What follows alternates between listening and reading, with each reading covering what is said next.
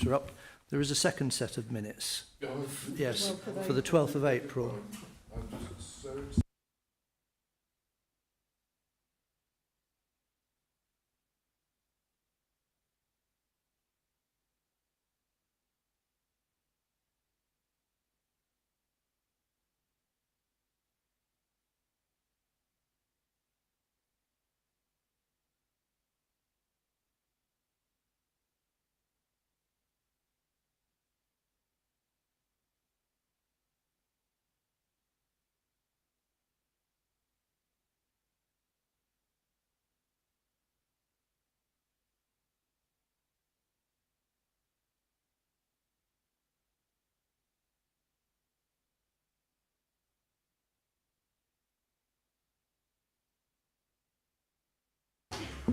It has now.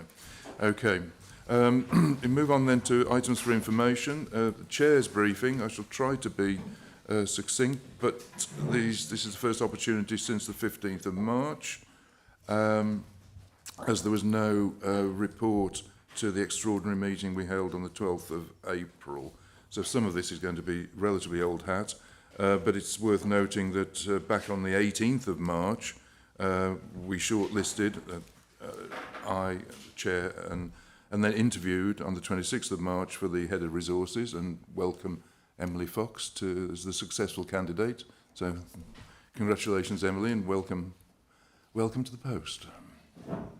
On the 20th of March, along with the Deputy Chair, we undertook a review of the Chief Exec, and he was found not to be wanting, just so to reassure you, and him really.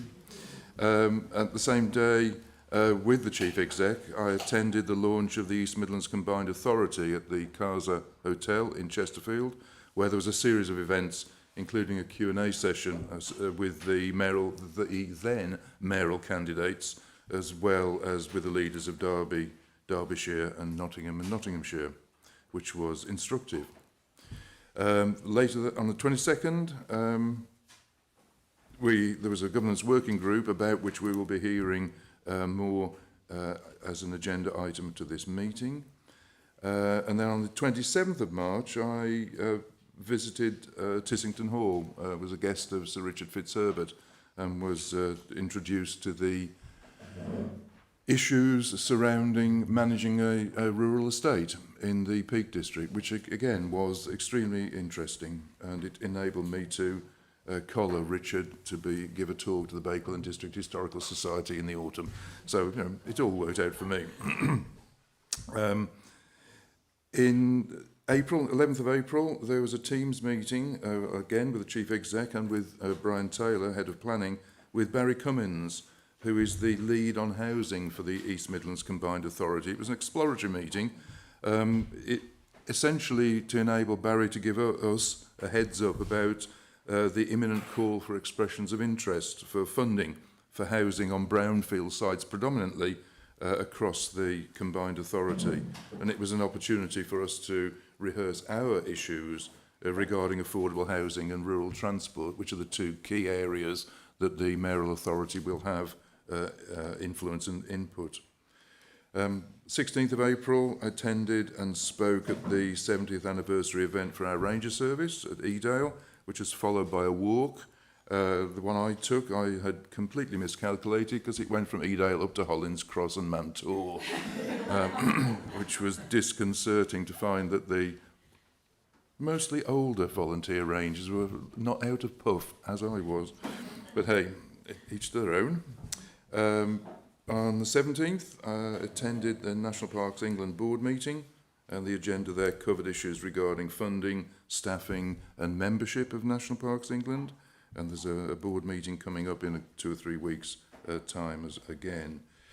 At 29th of April, again with Phil, our Chief Exec, we had a Teams meeting with Mark Rogers, who's the interim Chief Exec of the East Midlands Combined Authority. And again, it was kind of establishing where we were, what we might be able to achieve, but also getting guidance from him as to how we can engage with the now appointed Mayor and her office and get across issues that we focus on but which might otherwise be peripheral to some of the thinking of that office. And then the last couple of items, on the 7th of this month, attended with Phil, who has expanded on it in his report, the centenary of the Peak District of South Yorkshire CPRE at Wortherdale Hall, which was attended, amongst others, by Fiona Reynolds, who gave a presentation. And then the 14th, so just a matter of a couple of days ago, there was a DEFRA Teams meeting about targets and outcomes data for the outcomes framework, which is being developed, and I noticed was also attended by our officers Simon Geeky and David Alexander, who I hope have a better understanding of the data than I was able to glean from that meeting. So that concludes my brief report, members, of what I've been up to in the last couple of months. Thank you. Again, for information, Phil, is there anything additional that you wish to add to your report? Yeah, just a couple of things that have come in since the report was written. This week we held a really successful training drill with the fire operations group. So we had a lot of fire service, but also partners, RSPB, National Trust, the Peak District Moorland Association. Some of you might have seen this on Look North and East Midlands today. Really successful drill, kind of a mock wildfire. So it's really good to kind of get people together, practice how they would address it. Also, I mentioned in my report we were waiting to hear about FIPL funding being extended. We have now had confirmation from government that there's going to be a kind of partial extension of the FIPL scheme. So what's going to be extended is that the officers who are employed to deliver the kind of administration and the farm advisory work, they're going to be extended on beyond the current end date, which is March 2025. So there's going to be not another tranche of FIPL money to give out, but we're going to be able to retain the staff who can carry on doing the engagement work and help farmers and land managers move into all of the kind of existing schemes that are now being increased and expanded to cover a lot of what FIPL was originally designed to cover. So that's really good news. We had a really good staff briefing this week. We had about 80 people in this room this week. So that was a very good staff briefing. Brian Taylor gave a great presentation on the history of planning, really, and why the park was set up, the planning function, and we got a lot of new staff, and including a lot of new planners, and why is this place special, and what's special about the way we do planning here. So it was like being back in a university lecture hall. You know, it was a fantastic presentation. Well, I was also able to go over some of the highlights from the staff and volunteer survey, the annual survey. We've just getting the results in now. I think they're going to be published next week, but I was able to tell colleagues then some of the highlights. And as members, you should know as well some of the things I was particularly pleased about. First is that one of the biggest factors about why people work here and what motivates them came out as our purposes. So to have officers who are so motivated by our purposes was really fantastic to see. Also, the would you recommend working here has gone up by 20% from last year. So that's quite a significant increase. And also we have, as you know, done a lot of work on pay and retention and so on. And the people feeling they were paid fairly has gone up by 20%, which is a big kind of needle to shift. And do you have confidence in the management team? That's gone up by over 10% as well. So obviously there was some stuff in there as well that gives us more food for thought, but I thought there were some pretty important highlights. And just finally, Chair, I'll say I've got the next CEO Roadshow coming up in Bakewell next week. I really thank Bill for coming along to the one in Hathersage. As a resident of Hathersage as much as a member, but it was great having you there. I have sent around the details of the forthcoming roadshows if anyone wants to come along. They're informative. You hear what the people who don't necessarily come to a parish council meeting, which we do kind of hear, we've got that voice we can hear, but everyday kind of residents, this is a good way of hearing. So that's going to be Thursday, 23rd, and it's in the Friends Meeting House if anyone wants to come along. Thank you, Chair. Thank you, Phil. Jenny Priestley. Thank you for your report. There's been a few email glitches, so I just want to make sure that everybody's aware that Matt Campbell-Scott's been appointed as head of Moors for the Future. Thanks, Jenny. Okay, if there's no other comment or question on that additional material, for example, we move on to items for decision. Item 8 is the progress report on decile 2. It's Simon and... Do members need to notice that there is a recommendation? Have you done that? No, I haven't. I didn't realise that. I'll do it before we start. Yeah. I'm having a good start to this session.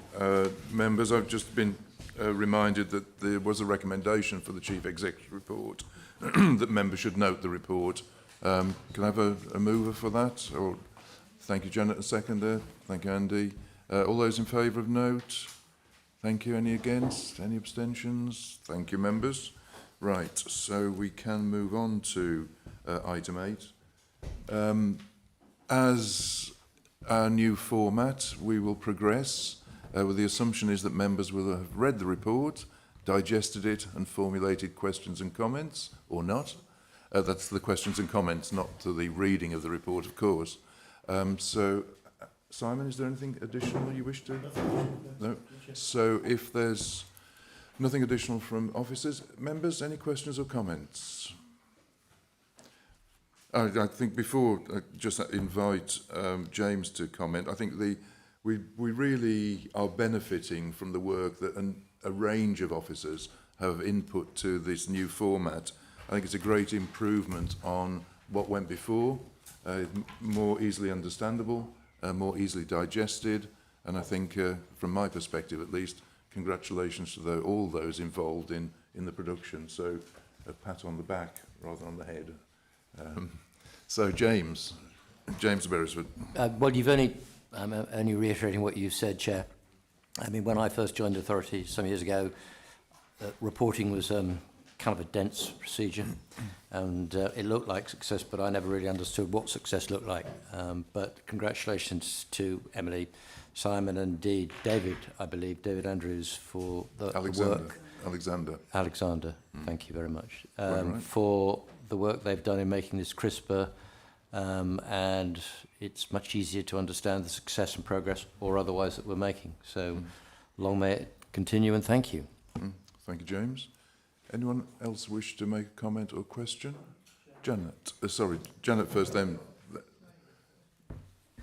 Yeah, thank you. I just want to comment on the format of this. I think it's fantastic as well. I think it's.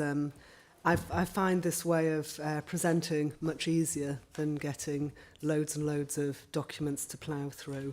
But also, I want to say that it's fantastic that everything's on track.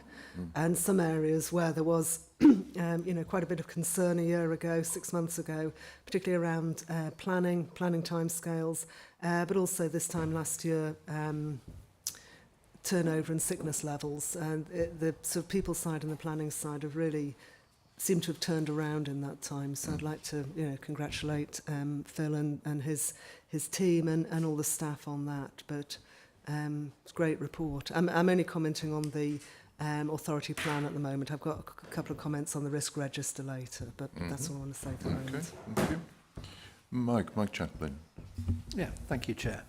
It's not wanting to take anything away from what Janet and James have said, fully support that. It was just a question about the information requests, because I know they can take up, for a large local authority, they can take up quite a lot of time, and I wondered what impact those 29 requests are having on this authority, and where do they come from, journalists, or do they be interesting to know who submits them? Okay, thank you. Not the personal details. No, just the coming from overview. Emily, is that one for you, or Simon? Yep. So in terms of our freedom of information requests, I don't think it's an unusually high number compared to other years. We've got the capacity within the team to deal with them, so we've got a dedicated specialist who deals with them, and then it's myself who would then deal with any reviews of those. In terms of where they come from, they tend to be much more members of the public rather than journalists, and they're across a whole section of things dependent upon the interest of that individual. Okay. Anyone else have any question or comment? Janet, you said you would wish to say something? Oh, the risk registers later on, yeah. Okay. If there are no further comments or questions, then we can go to the recommendations. Can I have a mover for those recommendations? James, thank you. Janet, you willing to second? And they are displayed on the screen as well. So in that case, I have a mover and a seconder for the recommendations. All those in favour? Show of hands. Any against? Any abstentions? 2 abstentions. Thank you, members. Those recommendations are carried in that case. We can move on to agenda item 9 in that case, which is the Peak District National Park Authority car park bylaws for 2024. And They might not be here yet. not here yet, so Through the business quickly. So yeah, we have an absence of the relevant officer. So if we can just hold fire for a few minutes, members. we're just waiting outside. Yeah.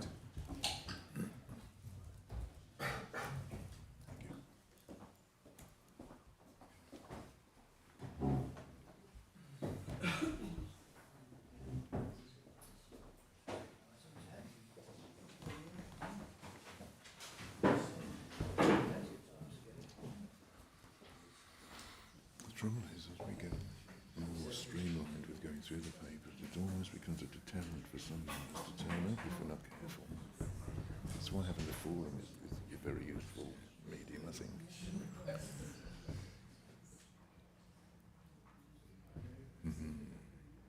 Ah, it's Charles. And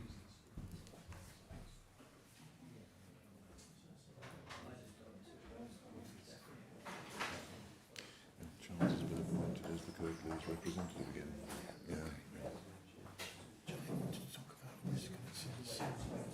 Well, that's what I mean. That was what I gave it opportunity, and nobody said anything. So Did we not take the risk register? Because it's not on later, is it? no, it was part of. It was part of the.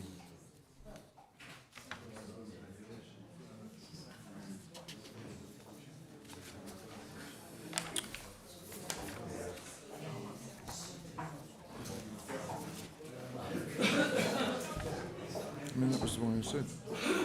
Janet, do you want to say anything? Yeah, better go back to her, I think. Yeah.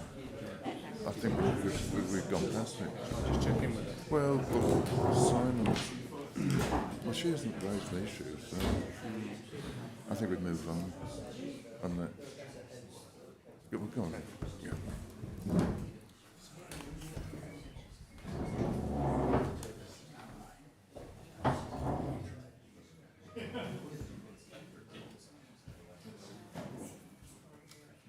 Okay.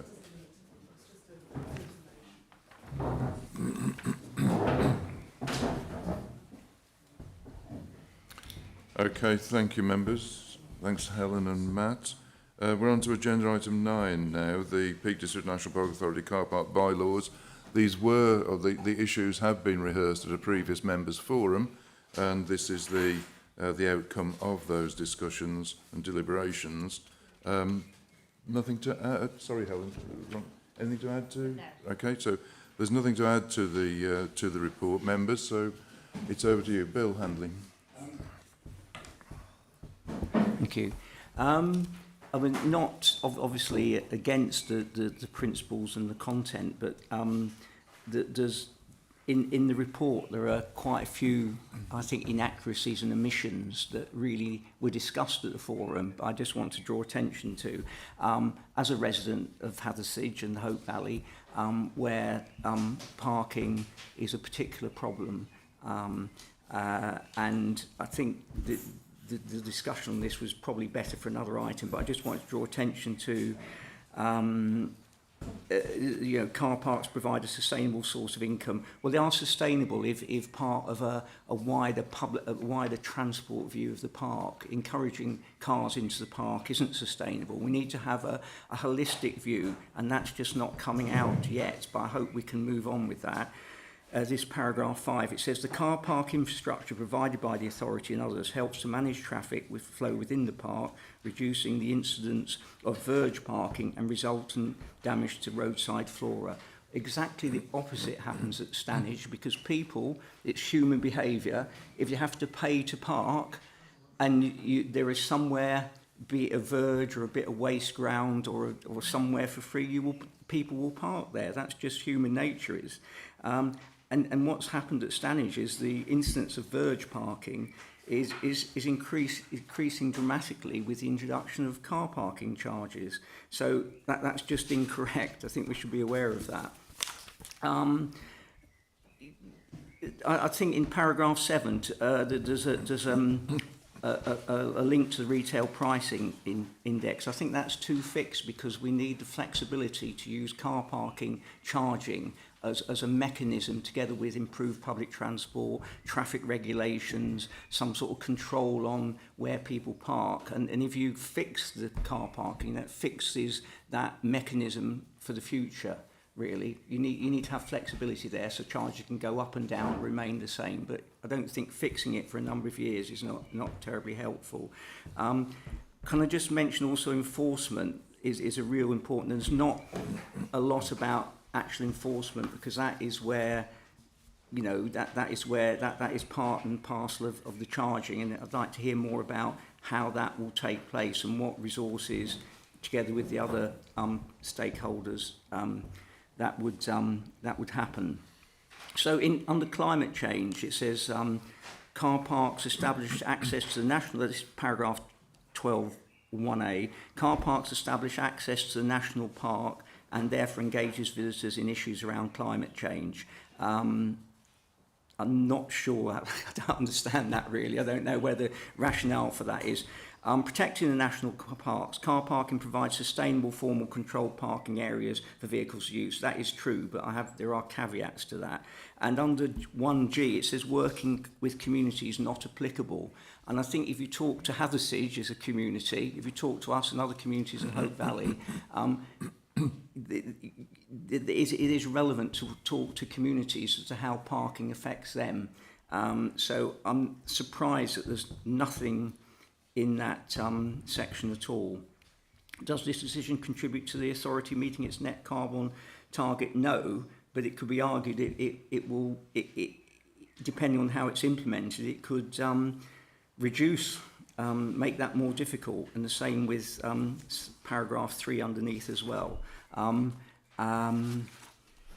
Yeah, so that's in a broad. So I'd be interested to hear that. But I think the actual, I would like to see the authority move forward on ideas. I know Phil's paper about it coming on later on, that we aren't the transport authority, with the Peak Park isn't, but as a public authority that has reach and authority in a different sense, then I think we should be moving forward at some point on a more holistic look at people coming into the park, parking, public transport, where that happens and how that's managed. Yeah, and I think, because at the moment, the Hope Valley is becoming a parking lot, really. And I think you're quite right that there's a huge amount wrapped up in that last bundle that is, I think, for discussion under the tourism paper, and how we develop that in and from the forum that does follow. I think I'll allow officers to make a response in a moment, but I think with your point about 12(1)G, working with communities, that is specifically in the context of climate change. But though I take the point about engagement with communities over car parking and the rest. So Helen or Matt, yeah? If you'd like to give issues about parking, about the charging and enforcement that Bill has raised.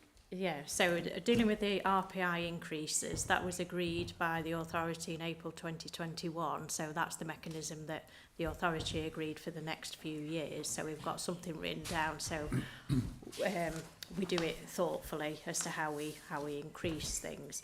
In terms of enforcement, that's why we need the bylaws, these new bylaws, ceiling, so that we can go ahead and do improved enforcement across all our car parks, and they're all enforced under the same regulation, which is the bylaws.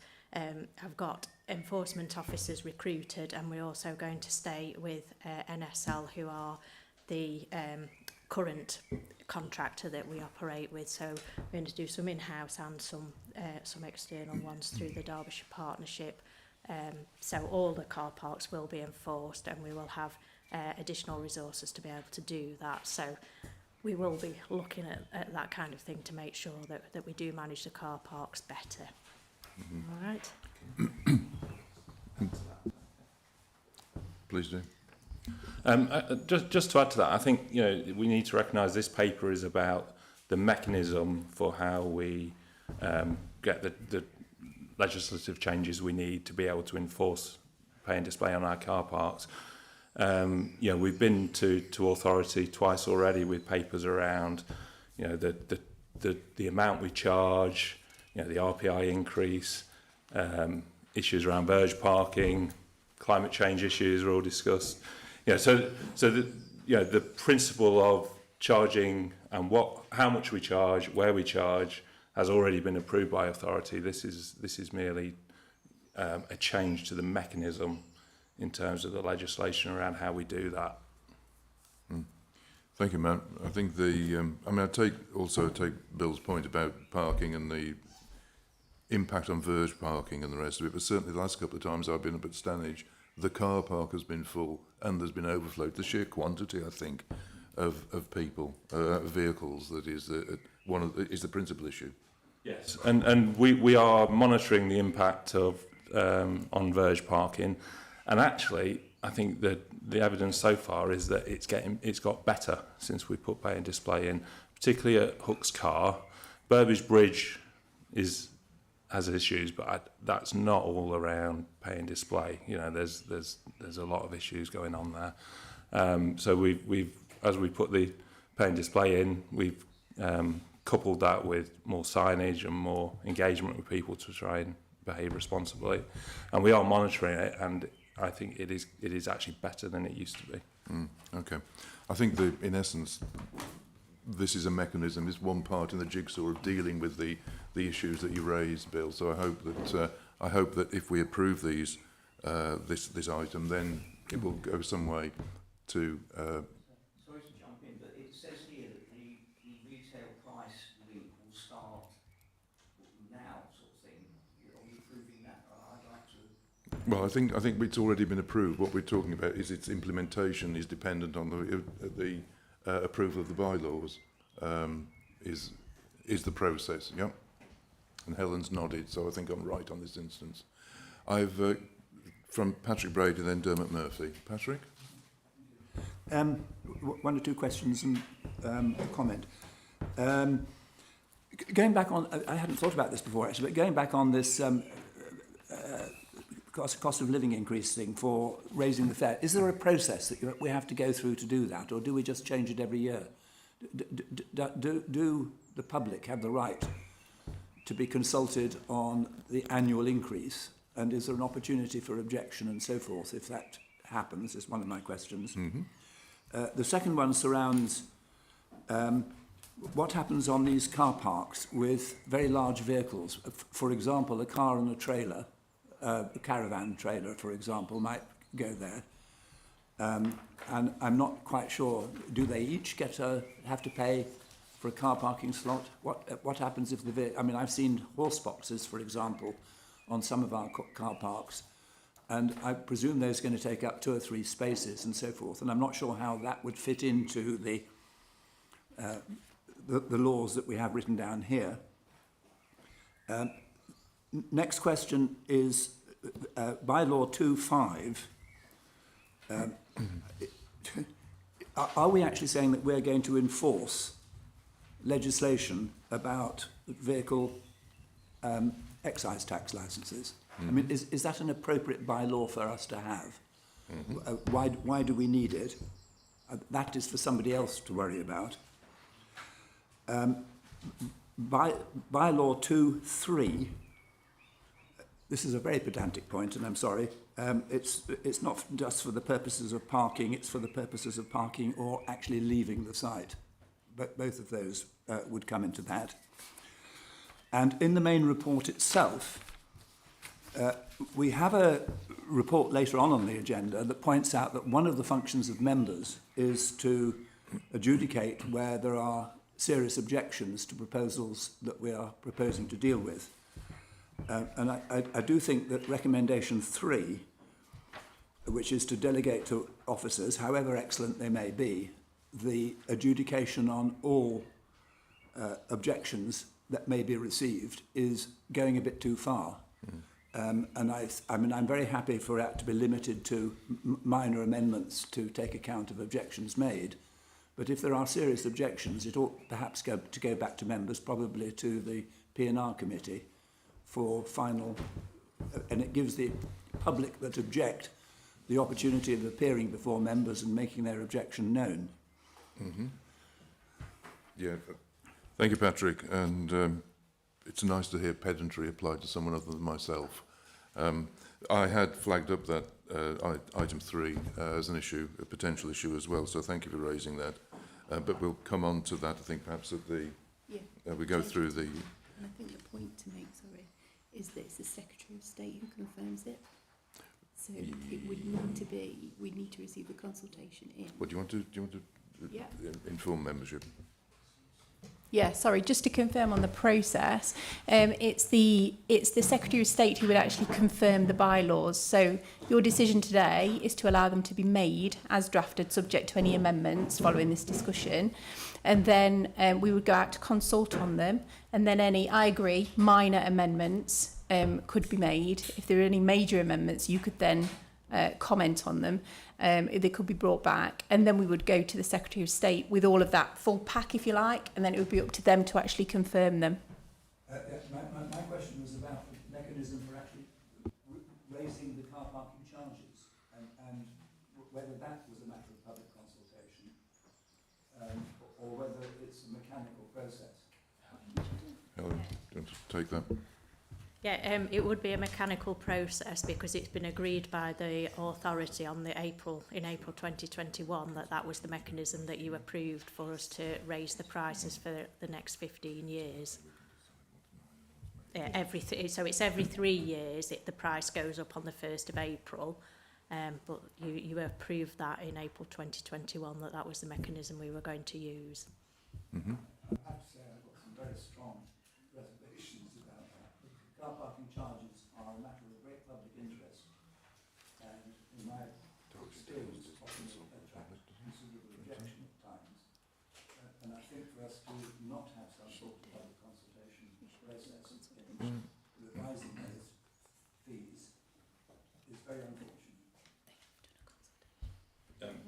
There was a wide public consultation process when we proposed that mechanism, so that mechanism itself has been consulted on publicly. I take it that's a slightly different point to what you're making, but Which is because with experience, you might find that a particular car park is not being used because the fees have gone up too high and they ought to be reviewed or whatever. I'm not saying we should do anything about it at this meeting, but I would ask officers to go away and just think about how that should be done in the future, because it is controversial. And an inexorable rise in car parking fees without the opportunity to challenge is not really appropriate.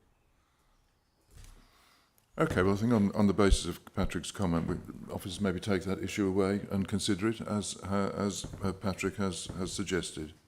The issue about large vehicles that Patrick raised? Yeah.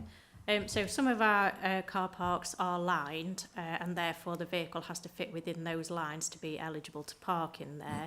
Any others, then you can park the vehicles provided they're not causing an obstruction. For horse boxes, then there is a specific tariff, and for coaches there is a specific tariff, and that deals with the sort of the size issue. But yeah, you need to park in an appropriate space. We have been having the car parks enforced, or some of the car parks enforced under the traffic regulation order that operates, and we find that there isn't an issue with the vehicles causing an obstruction or not parking appropriately. But obviously it's something we will look at. But yeah, we do have those different tariffs for different vehicles for them to pay. Thank you, Helen. And Patrick's other point about 2.5 in the draft bylaw was about us effectively acting for the, presumably the police. I think that might be a legal. It looks like a rod for our own back, actually. Yeah. But I don't know how we would know, because we're not going to have access to the police information to be able to assess whether a vehicle is taxed or not. No, yeah. Mike, is this relevant at this point? It might only come up if a member of the public has noticed that the vehicle has been stuck in the car park for months on end, and then it might come to your attention. Well, that would be before, wouldn't no person shall abandon any cycle or vehicle covered on that one? Yeah, I mean, I think, Legal have drafted these. Sorry, Angela. But I suspect that that's the case. It is something to do with abandoned vehicles that aren't taxed being left on our car parks, which we have had in the past. We can query that with I think so, because it might Lucia, be that if we have to remove it, we recharge whoever owns it or whatever. I don't know. That's certainly the case. Sorry, Chairman, that is there as a bylaw which says you shan't do these things, which means that we have to enforce it because it's our bylaws that we're enforcing. I don't believe that's our role at all. Yeah. And I really don't, unless somebody can come up with a really good reason, I really do think that ought to come out. Yeah, I incline towards your view, Patrick. We don't have to enforce it. We have the power to enforce it if we choose to. So it may be that it's been put in there because it could be useful to have that in certain circumstances. Well, I think we'll check that with legal. Please do. Please do. Be thinking. Lee, was this relevant to this issue? And then it's just a point of interest actually that you can actually search a vehicle registration number and it will tell you whether it's taxed. Oh, right. Because I've been dealing with one in my area. That's what Becky was going to say. Charles, was this relevant to this point? I think this is probably something that principal authority members will come across. I'm dealing with one right now. You can check the vehicle excise status online and the MOT status of it. There's a definition around what abandoned means. So I imagine that the 2.5 is just a bit of a belt and braces, just as basically say every vehicle brought on needs to be road legal. It is. I don't think it's not about enforcing it. It's about saying that you can only bring road legal vehicles onto the site. They should have only been brought there to come on a public highway to get there. So they should have been road legal in the first place. But abandoned is a very well, it's not precisely set, but abandoned is normally weeks to months. And so if you've got a vehicle, so I've got one that's been brought to a village hall car park, and the issue for that one is it's private land.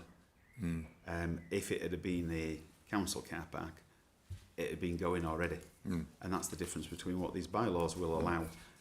In that it's in, if a vehicle gets brought there, it'll be in breach, and you'll be able to action it. I just think they're just going belt and braces just to make sure that they've covered all those various elements of not parking correctly. Yeah. Okay. Thank you for that, Charles. And as I said, Matt and Helen will take it away and discuss with Angela and her colleagues. The only other bit, I mean, just going back to recommendation 3, Patrick, and the issues that you raised, if we make that any necessary minor amendments, I think was Angela's suggestion, following the consultation process, but in consultation with the Chair and Deputy Chair? Well, I think there are 2 issues here. One of them is minor issues, which I'm happy to deal with like that. But if there are major objections, then it really ought to come to a committee Yeah, my suggestion for having it in consultation with chair and deputy is to make that specific decision, yeah, as to whether it's minor or major and warrants being returned to members. So if on that basis, if we can amend those, make those amendments. Dermot, apologies, Dermot Murphy. No problem, Chair. Thank you. What I would request is that in 6 months, whatever, 9 months, that officers come back and give us a report as to the success of this car parking changes and the issues that are sort of arising. I've actually had conversations with people from villages who are sort of concerned about the dangerous parking outside car parks and whatever. And as an officer has said, he thinks things are settling down and people are starting to behave themselves. But it'd be very useful for us to hear how well that's been tackled and any other issues that might come to light. Yeah, okay. I think that's perfectly valid, and I would have assumed there would be some kind of review and report back to membership anyway, but on that specific request. I'm not sure about the timescale, whether it's 6 months, 9 months, or even a year, but I think it would be appropriate to bring it back to membership for information and any decision that might be made. Bill, put your microphone on in that case, Bill. Whose mic is on? There. Right, thank you. A couple of things. This disagreement to price something for 15 years, is that something the authority can unagree or come to a different agreement at some point? That's one question. On the question of verge parking, I do think that if you charge in a car park, there will be verge parking. So I really want the minutes to note that, because what is said in the report is just clearly wrong. And I think it would upset many people to read that and to find that that was the basis on which our decisions are being made. And finally, in the bylaws, in section 2.1, and this is particularly relevant to the North Lees estate, which the National Park owns or has sort of ownership of. No person shall without reasonable excuse drive or ride any vehicle on the land or bring or cause to be brought on the land any vehicle except on those hard surface areas of land which have been set apart for the authority's parking places. So does that mean, it may not mean, but does that mean that there will be enforcement of verge parking? I think that's an interesting one, because that's a highway authority responsibility as far as I'm aware. I think this element is, and that's why Dermot has raised the issue, I think. But this is, I suspect, is specifically about beyond the verge, the road verge, onto what would be our land. Helen, is that a correct assumption? Yeah. So it's not to do with verge parking. I think the verge parking issue is recognised, not least because of your comments. It was something, I think, that was raised. I raised it when things came to committee several years ago about that. And I think what we've got to do is the purpose of this is to implement our bylaws, is to be able to implement our enforcement, and is then that implementation, that enforcement, and the assessment of that enforcement would then form part of an assessment report 6, 9 or 12 months down the line to see what issues continue and what mitigation measures have been implemented and may be recommended. It's a process, I think, that we've got to go through in order to identify what problems persist, what mitigation measures might be appropriate, and how we're going to deal with them with our partners, the highway authorities. It's not just Derbyshire, it's Staffordshire and our other highway authority partners. Is that a fair comment from? It's good to know. I get the imprimatur from the officers. Yvonne, and then Ruth. I'm just speaking from observation at being at Burbage Bridge, and I know you said there's some issues there. And am I right in saying that's a new car park? The pay and display, is it new? What happens when it doesn't work and there's an officer parking on the verge and people say, well, if I can't park there, if it's not working and we don't know when it will work and we may get charged, we might as well park on the verge. So there's a lot of issues there. I've been there 2 weekends at different times, different months, and there's this attitude whereby if it's not working, how do we know that somebody's not going to come and then put,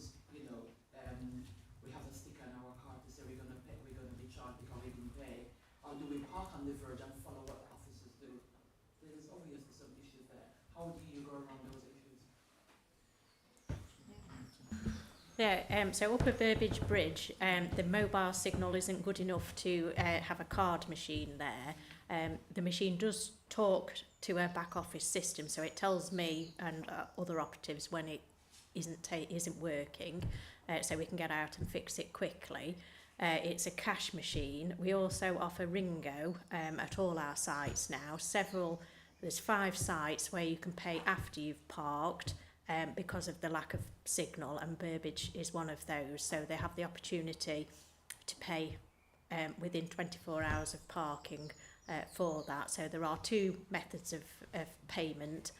The machine, as far as I'm aware, has been working. We haven't had very many errors up there. There could be a number of reasons, usually because at the moment with our existing tariff you have to press the yellow button to select a user, and sometimes people don't wait long enough for that to happen. The new tariff that was approved in April 2021 will remove the need to press the yellow button, so make it easier for users because of the tariff differentiation. So all that should make it simpler. When an officer goes to enforce, then the first thing they will do is check that the machine is working before they start their patrol, because obviously if the machine doesn't work, then people don't have the opportunity to pay, but they do under the Ringo system. So there are 2 methods, but an officer will always check that the machine is working before that they go round, because they can fix the machine or report it if it needs to go to an engineer. But there are methods of paying up there. I've seen people taking photographs to say, it's not working, so we've got evidence. Yeah. Ruth first, but no, Becky. Yeah, so it's just a very minor point actually of wording in 14A, an obstruction. We have some gendered language in there. I'd like that correcting, please. And can you please check that there isn't any gendered language in there? Not all officers of the authority are male. Thank you. Funnily enough, Ruth, I picked those issues up earlier, so it's in hand. Thank you, nevertheless. Janet, then Becky. I'm aware parking is a very emotive issue, and I think Bill started by talking about the wider aspects of parking, transport, visitor numbers, congestion, all those sort of things, and I completely support all that complexity. This paper is actually trying to do something which is basically help us be able to implement something that we approved 3 years ago, which we haven't been able to do so. To me, changing the process, we obviously aren't getting any luck with DCC and the TROs. Changing the process to the one that's set out here, talking to other national parks, trying to align with the process they use, seems very sensible to me for this specific method by which we deal with increasing car parking charges. So I just want to move the recommendations as and when it's appropriate to do so. Okay. Recommendation has been moved. Becky, do you want to make a comment? Yeah, just briefly, there's quite a lot of parking charge fraud going on at the moment. So people replace the QR codes on the car park signs, and then it puts them through to a false website, and then they pay the wrong people or they get into the bank account. So that's just something to watch out for if you're going to do that. Yeah, thank you for that. Duly noted, I hope. Helen? Yeah, we've had that flagged up with us, and we don't have QR codes for payment in our car parks. And I think on our new tariff boards, the only QR code is going to be to give information about the national park, not payment. So yeah, we're on top of that one. Thank you. Thanks, Helen. Right, I think members, we've given this issue a good airing. We have recommendation has been moved. Do I have a seconder? Matt Buckler, thank you very much. Members, all those in favour, the recommendations as amended. If you wish to have them, any desire to have a refresh of that third one, just for the sake of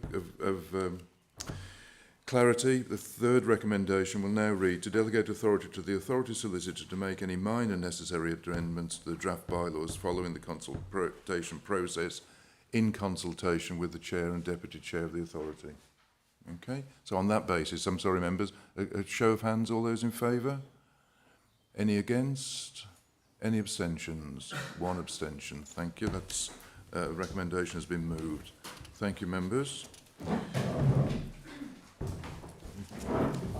Now move on to agenda item 10, which is the report of the Governance Review Working Group.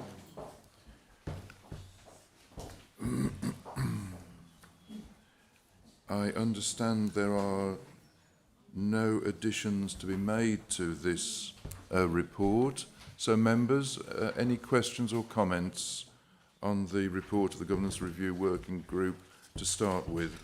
The report. Patrick? Are you going through this in sections? Yes, I shall. Yes, okay, well in that case I'll start on section 1. Good. This relates back to page 41, which is the amended role description from members, which, as you know and I know, has been discussed at great length on a couple of times in the Governance Working Party. Indeed. And I'm still having problems in understanding what the second bullet point means on approach to the role on page 41. And I wonder whether, for the benefit of all members present, we could have an explanation of what that is trying to tell us. Janet, would you like to attempt that? Yeah, thank you for that. And Angela might want to come in as well. Yeah, Patrick, we have sort of looked at this in quite a lot of detail, and this wording came out as a result of discussion in the member forum and then a governance working group a couple of weeks afterwards, where again we discussed this in quite a lot of detail. What this is basically saying is that we vote on things here, and that as a member we have to respect the fact that something might have been voted on in favour of that we personally voted against. And this is a form of words that's saying we have to accept that that's been voted in favour, and the authority is taking that decision, but individuals have a right to, as an individual, the right to a freedom of expression to say, it's not my personal view, but I totally respect and support a decision that's been made by my fellow members in a democratic way through voting. Thank you, Janet. Thank you, Chairman. And if that is the extent of what this means, then all it needs to say is that that members in a approach to the role is to respect decisions made by the majority of members present. What I'm having difficulty with this is what is the meaning of the words accept collective responsibility. Collective responsibility. Respecting decisions made, actually, I think that is almost superfluous in this document, because we have codes of conduct, those require respect, and so on and so forth. But what is being said here is that we have to accept collective responsibility for decisions made. Actually, in this context, it is simply by the decisions made in committee or by the authority. In the discussions we've had, it extended to decisions made by officers under delegated powers. So at least we've got that part of it out of the equation. And we're now simply being asked to respect decisions made by committees. I'm happy with that on its own. I'm not happy with the initial words which say accept collective responsibility. That is not actually, if you think about it, an onus that this authority has any right to place on any members. We are put here, one way or another, by different courses, to do two things in this context. One of them is to use our best judgment when it comes to dealing with the things that are before the authority, and the other is to act in good faith. And that actually is what this should be about. Simply saying we are accepting collective responsibility, I don't think it means that. I think what we're saying is we have an individual responsibility to be accountable for the decisions taken by others. That cannot be right. It just cannot be right. Thank you, Patrick. As you have referred to, this has been debated long and hard in the governance working group, and as you know, I think there are diametrically opposed views. I mean, my view, and I think that of the working party that led to this wording, is that members do have a responsibility to respect decisions made by the collective, by the authority. That doesn't mean that necessarily prevents members from expressing their own views if they're contrary, but it does mean that I think members shouldn't be saying anything that could potentially or actually bring the authority into disrepute by the wording or the tone or the medium or media that they might use to express those views. I think that's the horn of the dilemma. James. I don't want to dance on the head of a pin here, but I would suggest accept rather than respect. You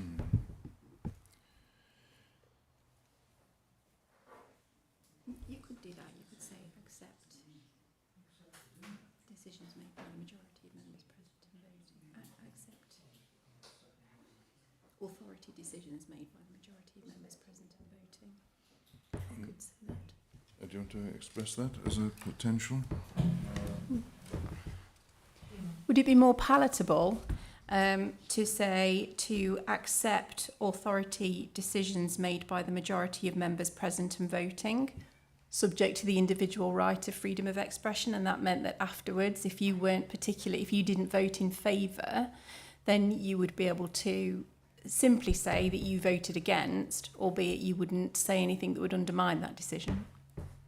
I don't think that would be acceptable at all. Okay. And I think there would two reasons I would say that. One of them is that the matter at issue might, for example, affect an individual or a person at a disadvantage, or in some other circumstances where one might reasonably conclude that the decision made is a poor one, and to respect that decision, I think, would be very difficult. And at the same time, the decision could actually be illegal. It could be a decision that's made against advice, and we're being asked to accept it. But the real sticking point here is, what does accept collective responsibility mean? I'm happy to respect sound decisions made by members of the authority, but I'm not prepared to accept collective responsibility. That could mean that I've just joined the authority and I have to accept a responsibility for a decision made 2 years ago. I just don't know what it means in practice. I do know that when this debate is over, in about 4 or 5 years' time, people would be looking at that wording and using it in a different way and not understanding what it says. Well, I think that on that element, that's down to the way it's minuted. But Angela. Yeah, so the intention behind it was just to say it's the decisions that you are making as a collective, as an authority. It's to be unified in making those decisions, even if you vote against them, so that once you walk out of this room, whether or not you vote, the majority vote will be what is the decision of the authority, and that's what you take away. That was it's that you're making the decision as a collective. That's the intention behind it. We don't have to use that wording. What wording would you want to use?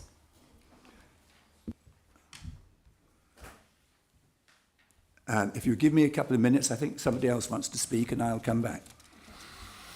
Right. I've got Yvonne next, and Yvonne next, and then Becky. I think maybe, I can't remember the name of the solicitor, Angela may have covered, answered what I was going to ask, but I'm just for clarity, if I am not in agreement with the decision, but I'm respecting what has been said, is that I'm respecting it? Am I accepting that decision, although I am not agreeing with it? I'm a bit. It's a bit confusing for me, because if I'm in the meeting and I don't accept the decision, are you saying that I'm respecting it because majority have accepted it? I am sorry. Can I come in here? I think the accepting a decision sort of is actually a stronger word than respecting it. Let's take the example of in 2016 there was a referendum in this country to vote for whether we leave the European Union or not. Quite a lot of people voted to stay in the European Union and a few more voted to leave. Those who voted to stay in the European Union have had to respect the fact that it's a democratic process, even though they personally didn't agree with it. And so it's what that word is, whether it's respect or accept. And I think if you use that as an example, that's the model we're trying to look at. And I think, as James said, the danger we're dancing on the head of a pin in terms of wordsmithing this.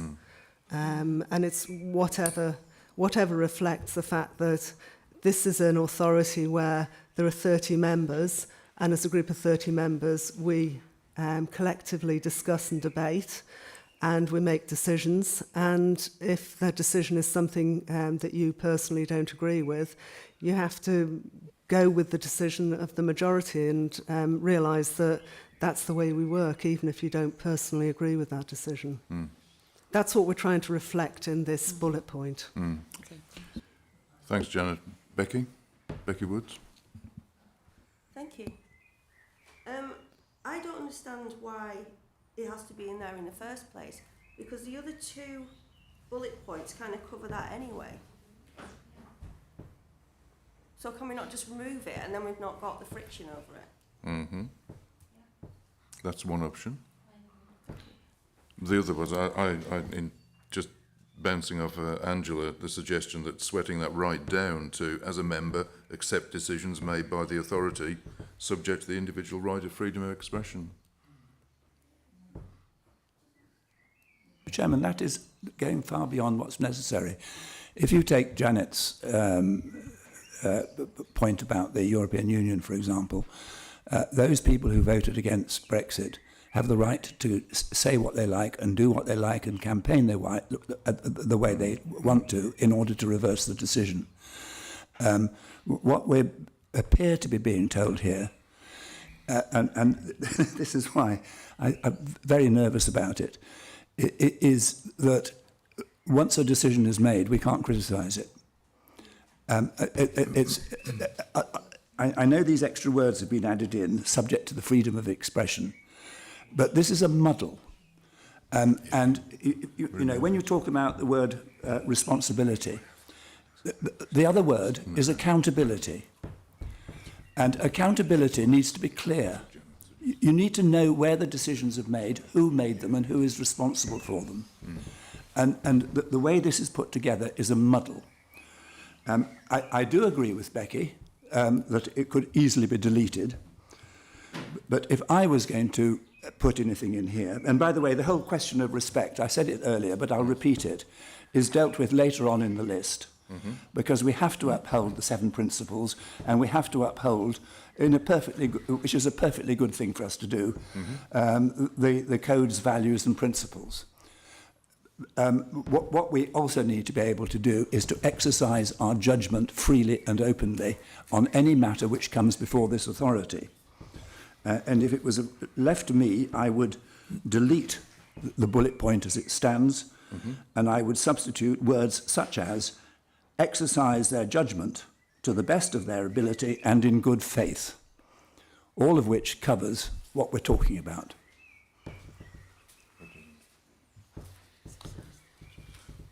And that's my motion.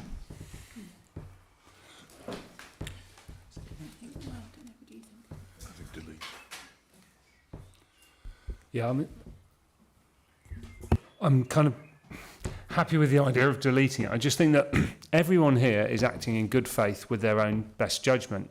What we get, though, is that there are different judgments, and we get situations where some people agree with something, some people disagree with something, all in good faith, all with their best judgment. And what we need is a situation where what the majority have passed and agreed is not then kind of, well, undermined or gone against by any individual member who didn't agree with it, who lost in the vote. I mean, that's essentially what we're trying to grapple with here. Yes, people have got a right to, freedom of speech, but we need a way of working where the decisions of the majority are respected by everyone. Okay. Andy? I was quite worried about this clause because I can see a scenario where we pass something here and then I have to go back to my local council and then I have to speak against what's been said here. And accepting collective responsibility ties my hands to do that. Yeah, but it's in the context of when you walk through this room, you shed your responsibility to your local authority. But once I go back to the council, Yeah. there can be a discussion where the council has a very different objective. Absolutely, to the but park. I don't see that necessarily means that you can't express your views, but still respect the fact that the decision was made that was contrary to them. But how can I stand up in a council meeting and say, and speak against what the authority's done with this clause, if I disagree? Yeah. Even if I abstain, you're asking me to afterwards support it. Okay, point taken. I think we just excise this bullet. Yeah, which was the wording which need to be reminded about. That you delete the present bullet point and substitute it with exercise their judgment to the best of their ability and in good faith.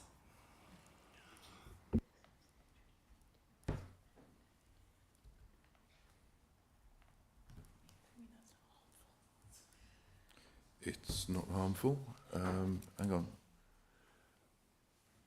I've got Mike, then James, then Charles. And then we're going to have to draw this to a close. Thank you, Chair. I have to say I'm coming round to Patrick's point of view. The idea of collective responsibility, and in the past you'll have heard of the idea of collective cabinet responsibility in relation to governments. Those terms revolve around political parties, in my experience. Call me out if I'm wrong. But it means that for a party to maintain discipline, if it happens to have overall control of a body, then it tries to, it's basically used to try and keep the party together. And the fact is we are not all of one party here. There's at least 3 different parties, and there are several Secretary of State appointees who may be members of parties or none. So I can see why this middle paragraph is causing so much angst. Okay. And yeah, I'm minded to support Patrick on this. Yep. Thank you, Mike. Thank you. James? Well, I'm just not sure that additional wording is necessary, given the fact that steps us outside the Code of Conduct. We would do that within the Code of Conduct, wouldn't we? Anyway? I mean, well, there's we're nothing kind of repeating ourselves for the sake of repeating ourselves. We would do that in the Code of Conduct. I think, rightly or wrongly, and I'm not making a judgment on this, what this is saying, this bullet is meant to say, or is intended to say, rightly or wrongly, that we shouldn't directly undermine the decision taken by the majority. I think that's what it's trying to say. If we disagree with that, we disagree with it. I don't think we need to replace it with anything, because we've got enough in the Code of Conduct to say how we should approach life anyway. I don't think it's necessary. Which is, I'm leaning toward that, but Becky, sorry, it's Charles, I do beg your pardon. Yeah. Charles Greaves. Yeah, thank you, Chair. I do now wonder whether or not it's better just to remove it. I think if it stays in, there's the issue of how would it be regulated, how would it be an issue, how would an issue be dealt with. The only examples I can think of in my past, the mechanism that they've been dealt with has been through conduct complaints and going through that formal process, which then means that there would need to have been a breach of the of codes of conduct. So I think maybe we've come full circle, which is actually anything that's properly inappropriate will be covered by conduct, and that's the only and best route to deal with it. And everything else, well, you've got that freedom to manoeuvre. So I'd propose taking this bullet point out, and I think I think there's always a danger of getting somebody who's going to go fully off piste. But how would you regulate that other than through the code of conduct? I'm not sure there's any mechanism to do that. And I think it's worth reminding ourselves that the reason why this is in is because this, as I said before, as Patrick alluded to, there was lengthy debate in the governance working group over the wording that was already in the description, the role description, which was even more draconian. And this was a way of trying to ameliorate it, which obviously isn't meeting with approval. So I know Patrick has moved and Becky has seconded an amendment, but I wonder, Patrick and Becky, whether you would be more comfortable with us just deleting this bullet point and having no replacement? If Becky withdraws and agrees to me withdrawing, I'm happy to withdraw and for it to be dealt with in the manner that Charles has just suggested. Right. Okay. Becky? Excellent. In that case, we have where's the recommendation is to approve the member role description as set out in Appendix A. And the amendment to that would be subject to the removal of the second bullet point in approach to the role, and that has been moved by Charles, seconded by Ginny. So could I have a show of hands on that? Are those in favour? Any against? Any abstentions? One abstention. Thank you. So that first recommendation is adopted. The role of member champions then is the second element, and the recommendation is, as on the board, but is in smaller print, to discontinue the member champion role, to ask all members to take part in the skills audit, to approve the proposed format set out in Appendix B. Patrick, what do you want deleted? I'm just going to add a little rider, if I may, Chairman. I'm perfectly happy with this as it stands. There is this proposal that the former member champions would continue to be on the local plan subcommittee. I think the one point that I would make is that if there are existing members of the local plan subcommittee who feel that they can't contribute or attend the committee meetings, or that their time is better put somewhere else, I would hope that we could open the door to somebody who is suitably qualified to replace them, and that we would allow others, if they have an interest, to apply to join. But that's not to say I would want to vote out any of the existing people if they wish to remain there. Yeah, and I think that's the whole point and purpose behind the skills audit, is to enable both selection to be made and people to put themselves forward for such roles, such engagements. So thank you for that. Any other comments or questions on this issue? If not, could I have Yvonne?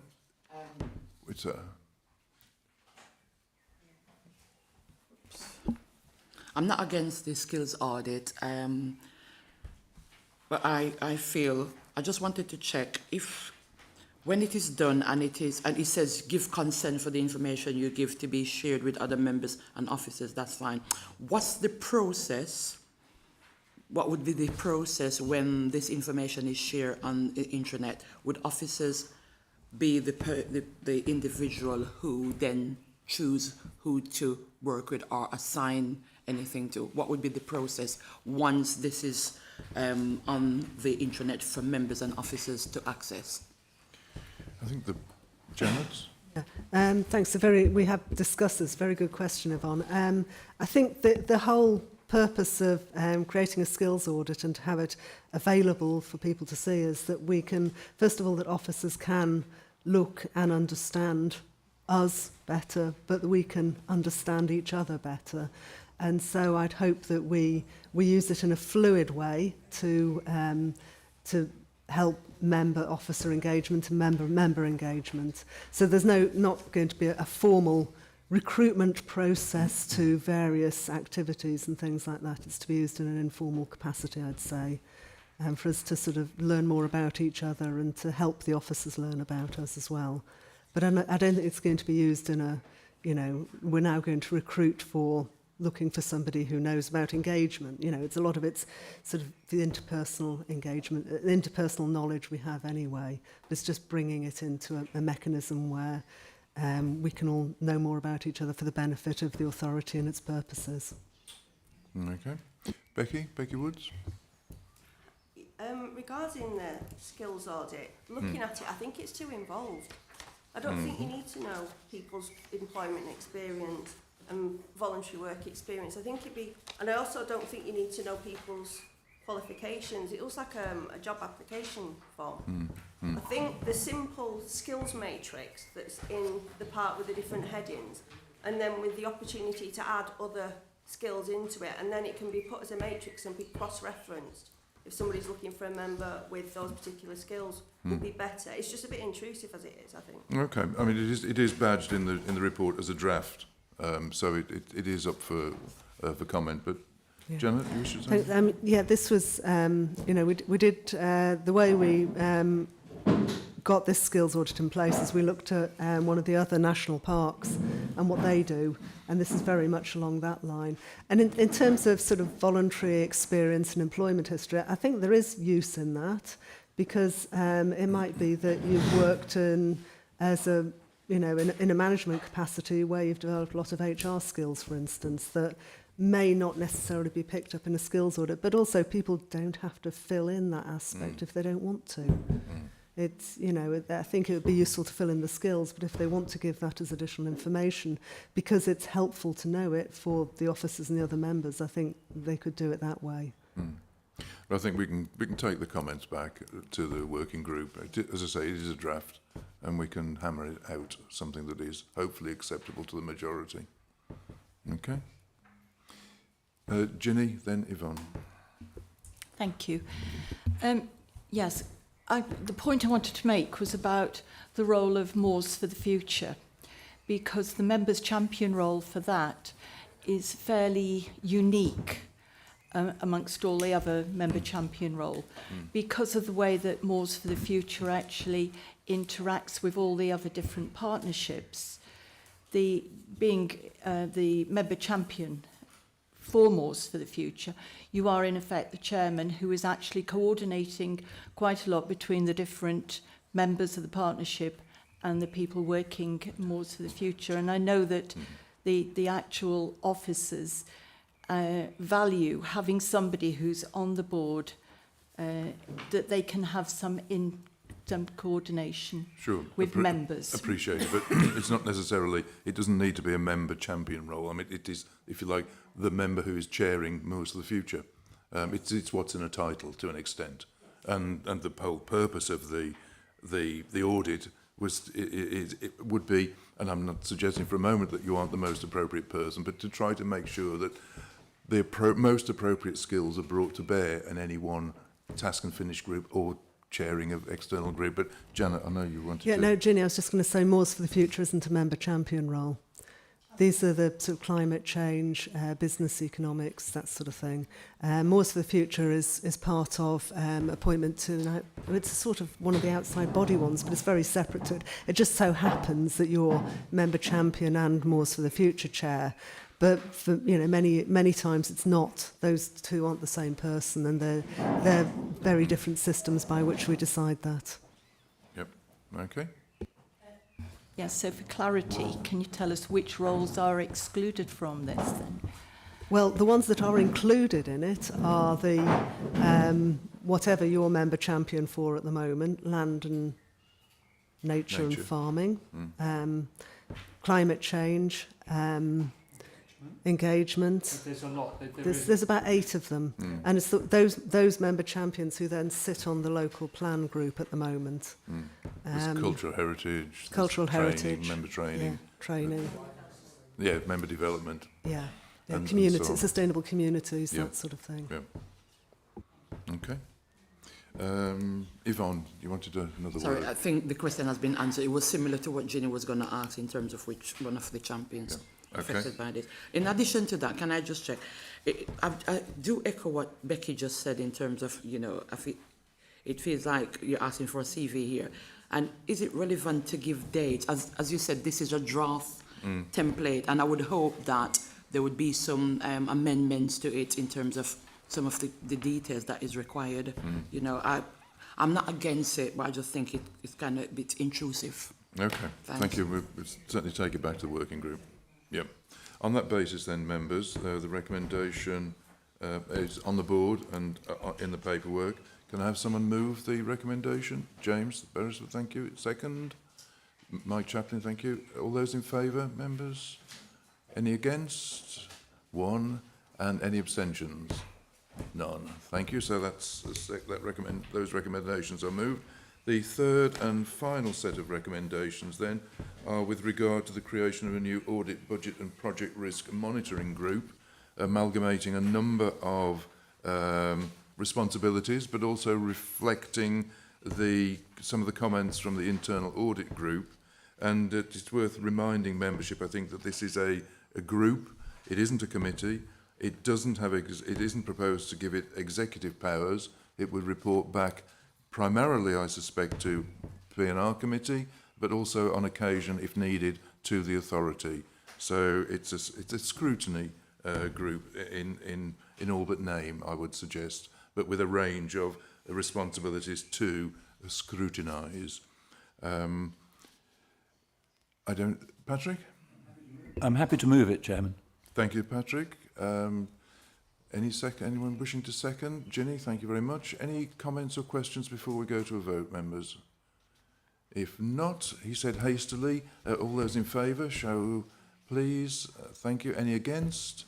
Any abstentions? No, so that's moved. Thank you very much, members. James? May I make just one sort of overarching point before we move on? Certainly. Just to say, actually, this is evidence, although we might have been doing the old dancing on a proverbial head of a pin, as I said, I'd like to actually acknowledge the fact that the governance working group process is working. And it went into abeyance for some time, but actually it has looked at the way in which we need to streamline ourselves as an organisation, which is really important.